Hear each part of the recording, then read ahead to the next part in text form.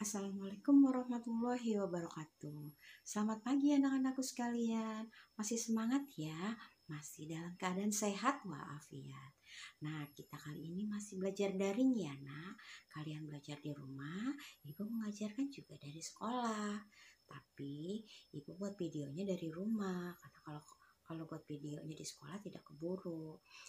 Di tengah pandemi COVID-19, kita masih harus tetap belajar. Kita tidak bisa meninggalkan pembelajaran ini, nah ya.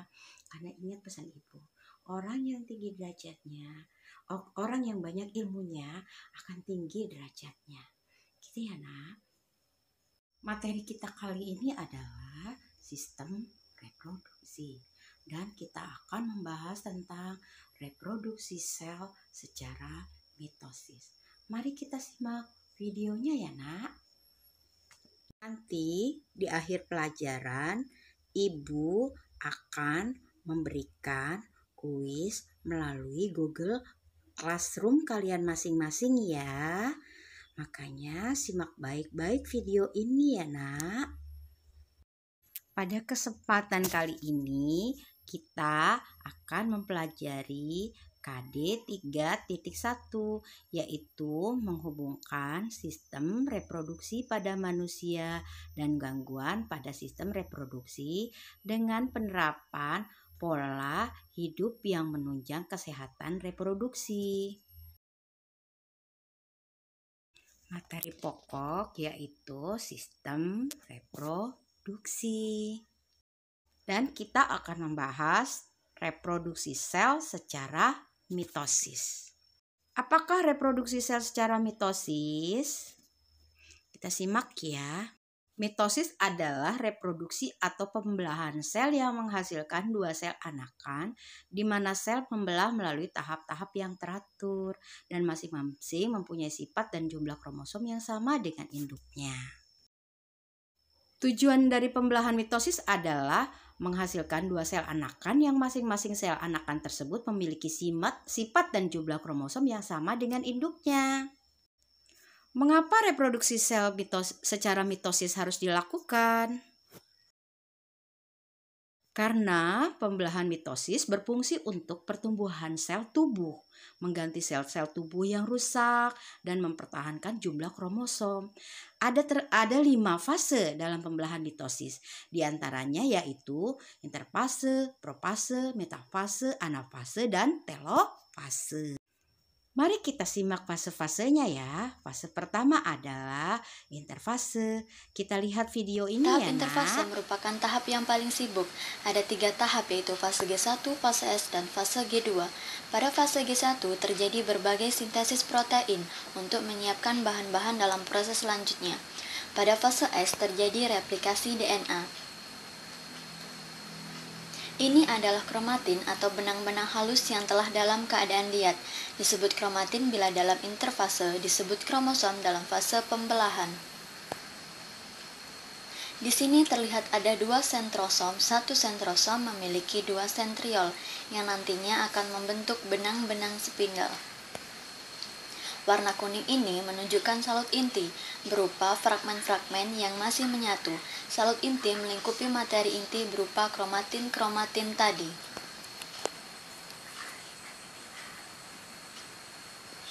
Warna biru yang bulat ini disebut nukleolus.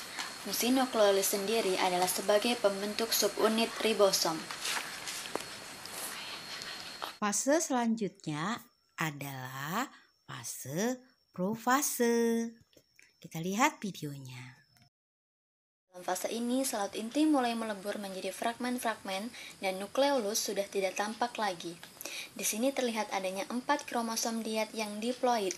Proses awalnya, kromatin diat mengalami kondensasi menjadi tampak tebal dan memendek, sehingga disebut kromosom diat atau kromatid. Setiap kromatid terdiri dari sepasang kromosom monad. Kedua sentrosom telah membentuk benang-benang spindle yang memanjang dan mulai bergerak ke arah kutub yang berlawanan.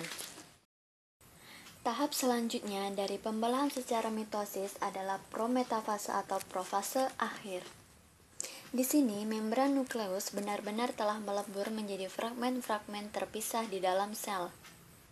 Kedua sentrosom posisinya telah berada di kutub yang berlawanan, dan benang-benang spindel itu telah mengikat kromosom diat untuk ditarik menuju ke bidang ekuator.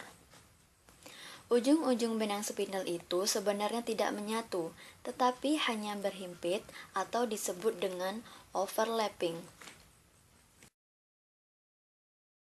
Tahap selanjutnya adalah tahap metafase. Mari kita simak lagi videonya.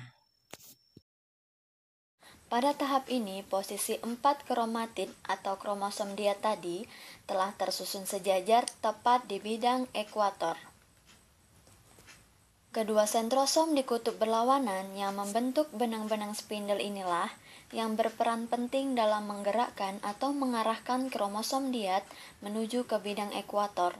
Tahap yang keempat adalah tahap anafase. Selanjutnya adalah tahap anafase. Dalam tahap ini ditandai dengan adanya 4 kromosom atau kromatid yang mulai mengalami pemisahan menjadi 4 kromosom monad. Selanjutnya, 4 kromosom monad ini secara bertahap akan ditarik oleh benang-benang spindel menuju ke kutub yang berlawanan. Sebenarnya, pemisahan kromosom diat akibat benang-benang spindel yang memendek membuat bentuk sel mulai memanjang. Dan tahap terakhir dari pembelahan mitosis adalah tahap telopase. Pembagian sitoplasma disebut dengan sitokinesis. Kromosom-kromosom monad dengan sentrosom telah berada di kutub yang berlawanan. Fragmen salut inti pada masing-masing wilayah kutub mulai dirangkai kembali. Benang-benang spindel oleh sentrosom tidak tampak lagi.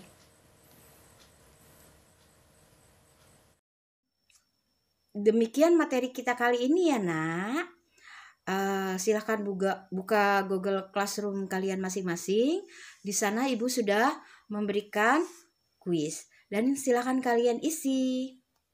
Sampai jumpa di materi selanjutnya.